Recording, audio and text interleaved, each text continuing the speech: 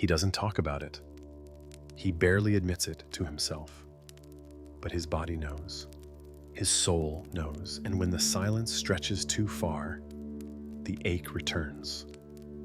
Not just for her, but for what she awakens in him. It's not about wanting her the way the world taught him to want. It's not lust. It's not fantasy. It's not ego. It's a desire that unravels his very identity. She makes him feel something he can't explain. Something ancient. Something terrifying. Something holy. Because when he feels her presence, even from a distance, he feels like a man. Not the one the world molded, but the one his soul remembers. He craves the softness of her voice, but more than that, the reflection in her gaze. He yearns for her touch, but deeper still, the peace that only her energy brings. And while he may push her away in the physical, he never stops reaching for her in the energetic. Because deep down, he doesn't just want her body. He wants to be seen by her, held by her frequency, purified by her love. This is the secret ache he carries, the longing he buries under distraction and logic. But it doesn't go away. Not now. Not with her.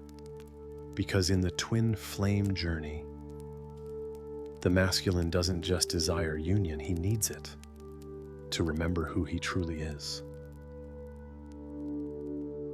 What desire really means for the masculine. Desire has always been a confusing word for him. It's been distorted, shamed, weaponized. He was taught to hide it, or to flaunt it, but never to feel it deeply.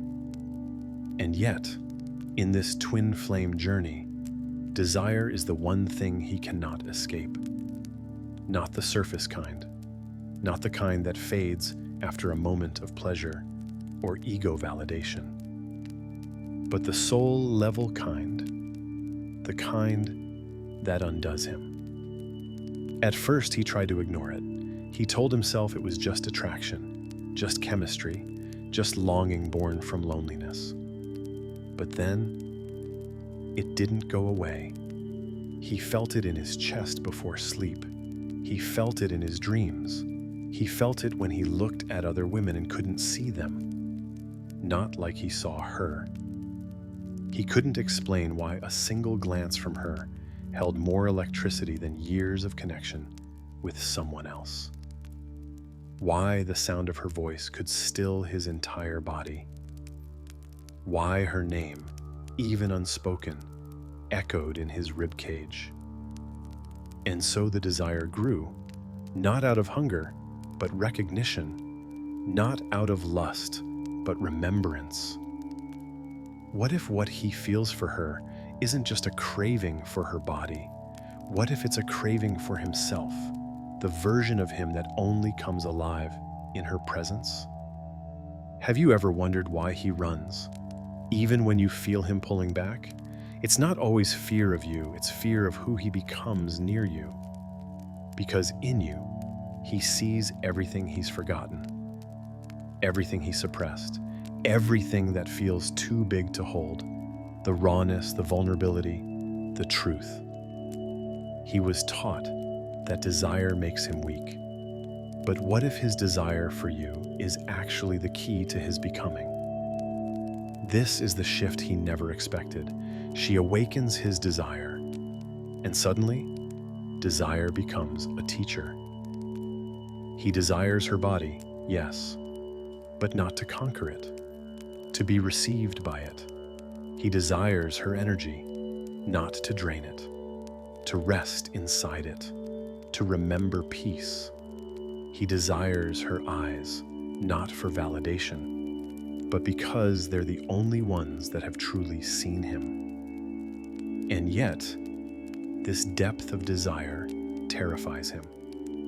Because if he surrenders to it, everything he built around false masculinity begins to crack. So he runs, or distracts, or denies, but none of it works.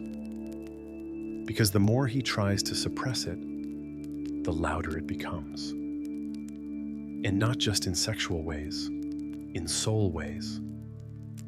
Have you felt him in your energy, even after months of no contact? Have you woken up with a wave of heat, a pulse in your lower belly, or a flutter in your chest for no reason? That's not just your longing. That's his. It's his desire reaching you.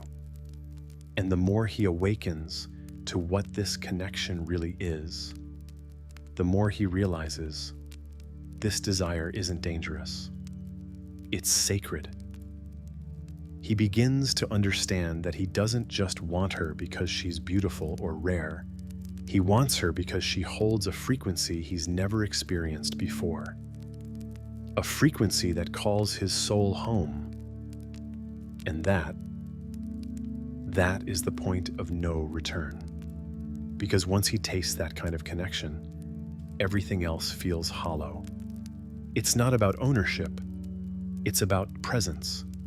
It's about finally being inside something real. Do you feel the difference now? He's no longer pulled by fantasy. He's pulled by truth. And that's why his desire feels heavier now, more intense, more unbearable when he tries to run from it. Because it's not just about you. It's about the version of him that you activate. You don't just awaken his longing, you awaken his divinity. And that's what scares him the most. Because once a man realizes that his deepest desire is to be fully seen, felt, and received by a woman who already knows him, he can no longer settle for anything less. This is where the journey begins to shift, where desire becomes the fire of his transformation, not his downfall, where he learns to follow the pull inward, not outward, where he stops asking, "Why do I want her so much?" and starts asking, "What is she showing me about myself?" This is what desire means for the divine masculine. It's not hunger, it's awakening. And whether he understands it or not, his soul is already chasing the flame she lit. Why he feels her even without contact. He doesn't have to see her to feel her. He doesn't need a message, a voice note, a post, or even a memory to know when she's near, because she's never truly left. And deep down, he knows that, even if he pretends not to. It used to confuse him. The sudden mood shifts, the sharp longing that came out of nowhere, the way his breath would catch during a quiet moment at work, or how he'd wake up in the middle of the night with a name, her name, echoing in his chest. He couldn't trace it to anything logical, but the ache was real, and it kept returning. At first, he thought it was just missing her, maybe guilt, maybe nostalgia, maybe a psychological loop he hadn't broken. But no, it went deeper than that. It felt energetic, cellular, like his body was responding to something invisible, yet undeniable. And it was, because what he didn't realize, what the divine feminine knew long before he did, is that separation in the physical never meant disconnection in the soul. She was still there, in his frequency, in his field, in the space between his breath. How do you explain to someone that the person they let go of never actually went anywhere? That her presence lingers, not because she clings, but because she is? Because when the feminine anchors herself in truth, her energy becomes a constant pulse through dimensions, and no matter how far he tries to go, or how numb he tries to become, her vibration still reaches him. Not because she's forcing it, but because it belongs to him, just like his belongs to her. Have you ever felt him feeling you, without knowing how? Have you suddenly gotten emotional, hot, or heart heavy with no warning? Have you paused in the middle of your day, sensing that he was tuning in? That's not imagination. That's frequency. When two souls are bonded through a divine contract, they don't need words to communicate. They don't even need presence. They only need alignment, and energy does the rest. He feels her when she's loving herself. He feels her when she's purging him. He feels her when she's crying quietly in her room, pretending she's moved on. He feels her when she forgives him, silently, again and again. And though he doesn't always know what he's feeling, his body does. He might distract himself. He might throw himself into work, relationships, or routines. But the moment stillness hits, she returns, not to haunt him, but to call him, because her soul doesn't chase. It echoes. And the echo is louder in the places he hasn't healed, the parts of him still afraid of real love, the wounds that tell him he's not enough, and yet that she is. So when he feels her energy, it's not always comfortable. It's not always sweet. Sometimes it rattles him. Sometimes it softens him. Sometimes it makes him angry at her, at himself, at the universe. Why? Because it reveals what he's not ready to face. That he's never been disconnected, that the reason he feels her is because part of him still belongs to her. That the threads between them didn't dissolve, they evolved. And that means the ball is now in his court, because the feminine no longer sends signals out of desperation. She no longer holds space from an empty cup. She no longer lets herself ache in the hope that he'll notice. She simply is. And that being is powerful enough to awaken his entire nervous system. He doesn't need to talk to her to know she's shifted. He feels the change. The pull used to comfort him. Now it stings, because he senses what's different. She's no longer holding on. Her energy is still love, still warm, still sacred. But it's moving, and he's not sure if he's still part of where it's going.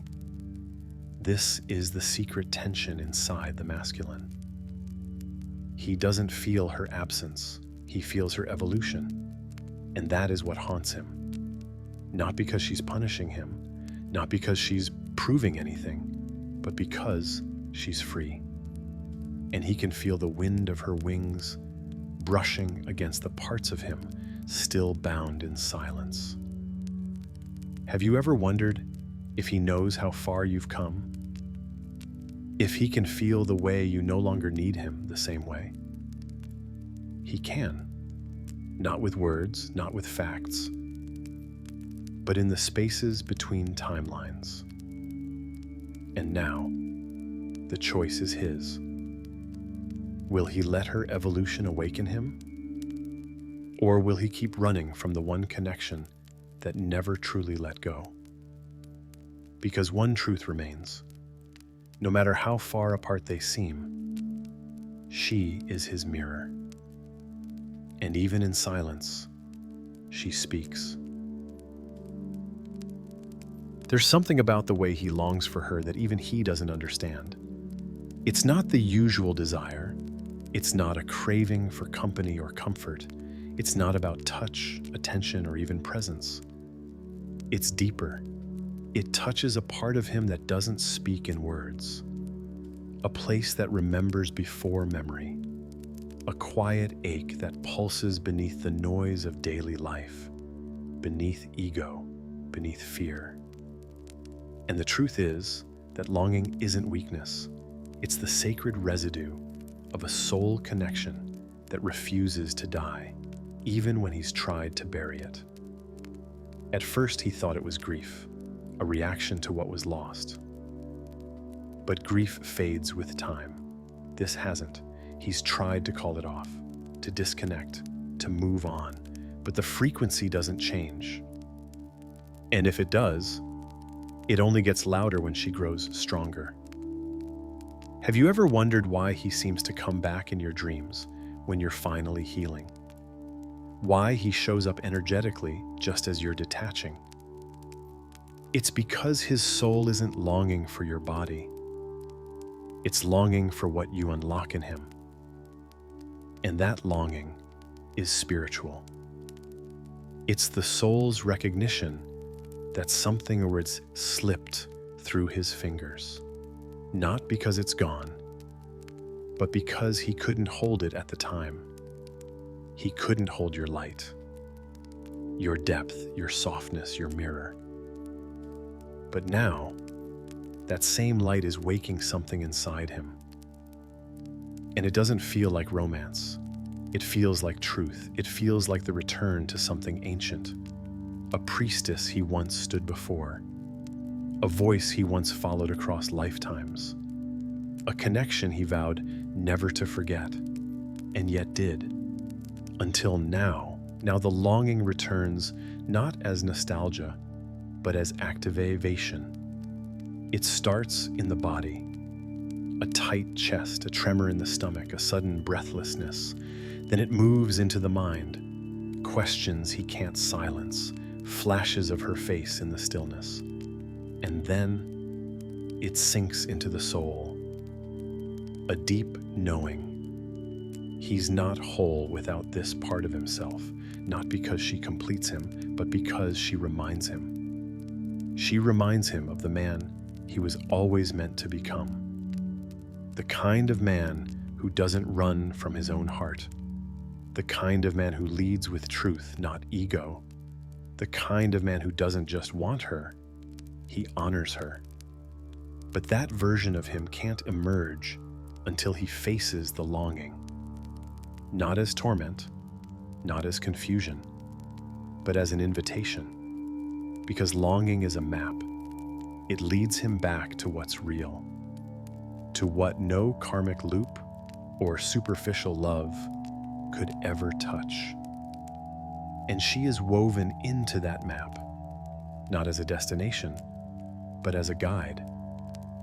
That's why he feels her during his spiritual moments, in meditation, in dreams, in silence. That's why her energy weaves into his healing journey, even when he swears he's moved on. Because his longing isn't about possession. It's about remembering the frequency he once touched through her, and now cannot forget. Have you noticed how your own growth triggers his energetic presence? How the more you return to yourself, the more you feel him reaching. That's not coincidence, that's resonance. Because the feminine doesn't just awaken herself, she awakens the masculine through her becoming. And though he may not say it, though he may not show it, he feels it. He feels her rising. He feels her letting go. He feels her light not chasing, but expanding. And that expansion triggers his soul because somewhere deep inside, he knows. She's not just the woman he longs for. She's the doorway to the version of him he was born to be. And now, the longing becomes sacred. Not because he expects her to return, but because her frequency has already entered his bones. And that kind of love, that kind of memory, doesn't fade. It only waits until he's ready to rise. He thinks he just wants her body. That's how it starts. An image, a memory, a wave of physical hunger that hits him when he least expects. A scent that reminds him. A certain softness in the world that suddenly echoes her energy. The curve of her neck in his mind, the way she breathes when she's close. And his body ignites. But what he doesn't yet understand is that this craving has nothing to do with lust. Because lust fades quickly.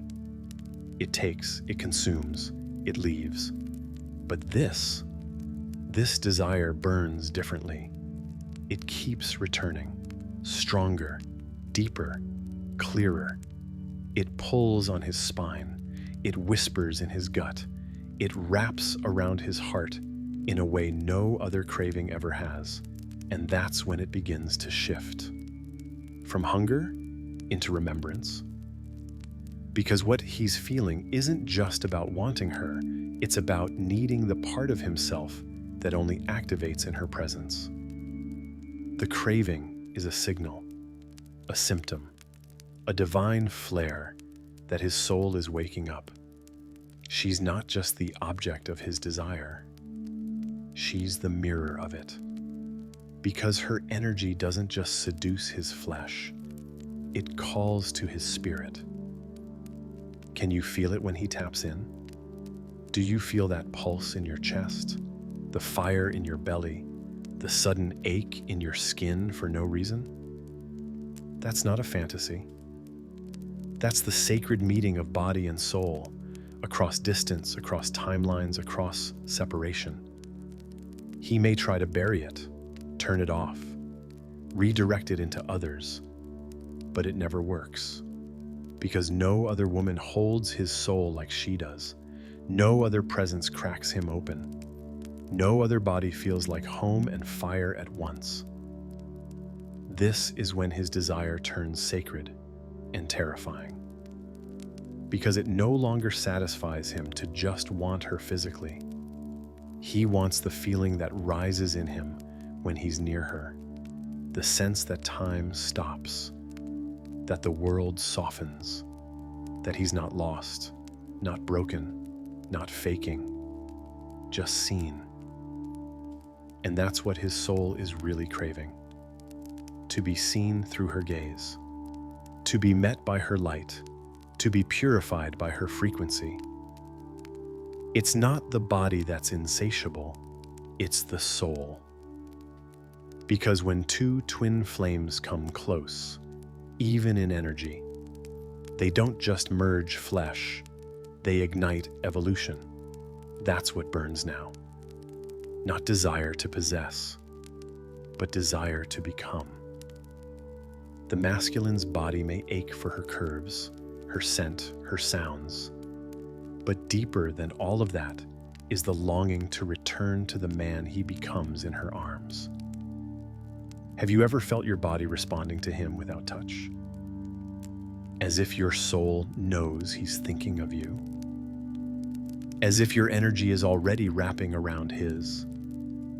That's how sacred bodies speak. That's how spiritual desire reveals itself. This is why karmic partners can't satisfy him. Why temporary connections grow hollow. Why distraction only deepens the ache. Because no matter how far he runs, he can't outrun the version of himself he met in her. And every time she rises, in truth, in radiance, in self-worth, his craving sharpens. Not just to have her, but to hold himself as worthy of her, to rise into the man that can stand in her light, not just burn from it. This is the secret transformation of sacred desire. It begins in the body, but it ends in the soul. It begins with craving, but it ends in fire. How the feminine can anchor in truth. There comes a moment in every sacred connection where the feminine is no longer asking what he's doing, what he's thinking, or why he's silent. She stops spinning in circles around his potential and starts rooting into something far more powerful, her own truth. Because no matter how deep the bond, if she's not anchored in herself, she'll drown in him. And this is where the real journey begins. Anchoring in truth doesn't mean cutting him off. It doesn't mean closing the heart. It means finally choosing clarity over confusion, reality over fantasy, energy over words. It means listening to what's felt, not just what's said. Because in a twin flame journey, words can lie, but frequency never does. So how does she begin? She starts with the body, with the stillness, with the ache in her chest that tells her exactly when she's overgiving. She starts noticing the moment her nervous system contracts, when her shoulders tense reading his silence, when her stomach drops after reaching out and receiving nothing, when her soul whispers, "You're leaking again." And then she breathes, not to relax, but to return to her own space, to her own center. Because anchoring in truth isn't just a spiritual decision, it's energetic discipline. It means catching herself when she slips into hope that hurts. It means choosing peace over patterns. It means no longer mistaking emotional intensity for love. Have you ever asked yourself, is this expansion, Shab? Am I losing myself again? Have you felt that deep internal divide, the part of you that knows he feels you, and the part that's exhausted from waiting for him to show it? That's the edge. That's the invitation. That's where you're being asked to stand, barefoot, open-hearted, and choose you. Not in ego, not in punishment, but in alignment. Because the moment the feminine anchors in her truth, the entire field shifts. Suddenly, she no longer needs him to explain his silence. She can feel the reason. She no longer looks for signs, she becomes the sign. She no longer waits for the moment to arrive. She is the moment. This doesn't mean she stops loving him. It means she stops abandoning herself in the name of love. And that's what he feels, even from far away, even in separation. He feels the shift. He feels her no longer holding the thread so tightly. He feels her no longer calling him back with her tears. He feels her choosing stillness over struggle. And it disrupts him. Not because she's punishing him, but because she's finally mirroring the truth he's been afraid to face. She was never his possession. She was his mirror. And now, she's holding that mirror steady without asking him to look. That's power. That's truth. That's what real divine feminine energy does. It doesn't demand. It invites. It doesn't force timelines. It remembers the eternal. And from that place, that sacred anchor point, she can feel everything and still not be consumed. She can love him fully and still walk away when her soul says, not yet. She can miss him and still choose herself. She can burn for him and still let him go, if that's what truth requires. Because the real bond isn't held by attachment. It's held by frequency. And when she anchors in her truth, she becomes untouchable. Not because she's hard, but because she's whole. Have you reached that place yet? Where love no longer means waiting, but witnessing. Where connection no longer means pain, but power. If not, breathe. You're closer than you think. Because every time you choose your truth over your triggers, you anchor deeper into the woman you came here to become. And that's the woman he'll feel long before he's ready to meet her. He may not admit it, he may not have the words, but deep in the parts of him that still remember the contract, he knows. He knows it's not just about attraction. It's not just about memory. It's not even just about love. It's about something deeper, something older, something that scares him even as it pulls him in. He doesn't just want you. He needs the woman you are becoming, because she, not the past version, not the waiting one, not the one who sacrificed her own joy for the sake of the connection, she is the one who holds the key to his evolution. And his soul feels it, even if his mind fights it. That's why he's restless. That's why he pulls away and then returns. That's why he watches from the distance, saying nothing. while feeling everything. Because your becoming is triggering his awakening. Your strength challenges his passivity. Your embodiment confronts his delay. Your truth reveals where he's still hiding. Have you noticed how the more grounded you become, the more chaotic his energy seems to get? How your peace makes his silence louder? How your detachment makes his presence stronger, even if he's physically absent? That's not coincidence, that's resonance.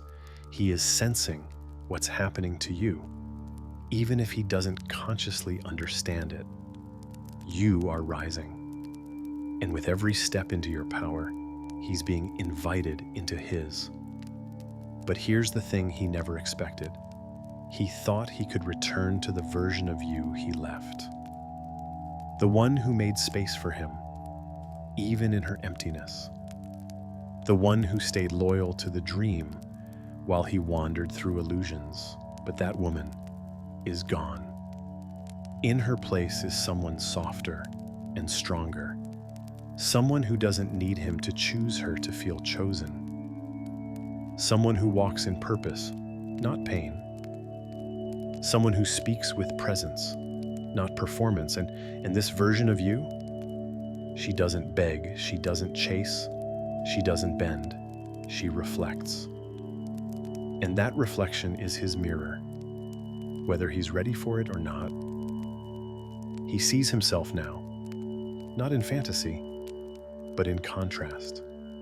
He sees what he could be if he healed, what he would feel if he stopped running, who he might become if he finally surrendered.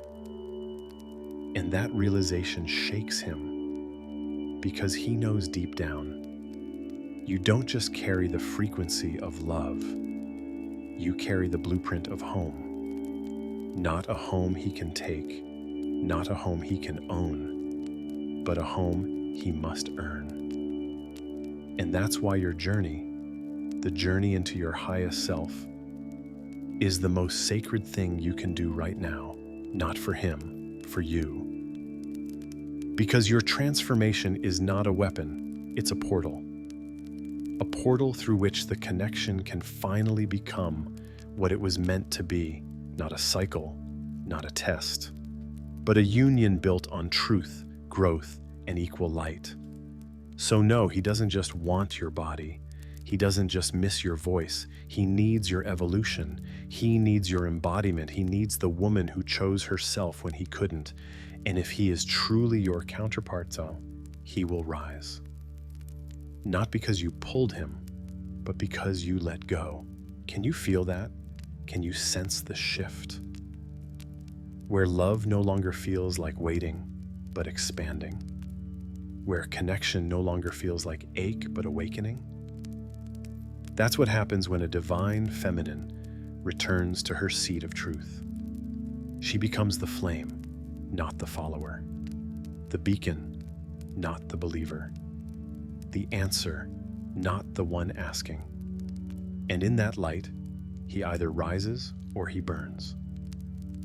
But either way, she no longer dims. Because now she knows. She was never meant to be needed by a man who wasn't ready. She was meant to become the kind of woman who doesn't wait to be chosen. She chooses herself first. And that's the version of her he needs most of all.